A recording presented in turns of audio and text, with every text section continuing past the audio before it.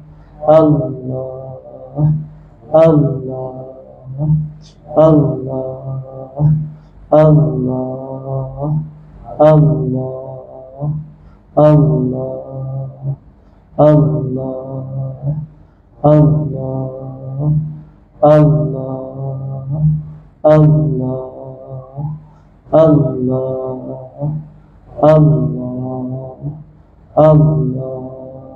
Allah, Allah, Allah. Oh, oh,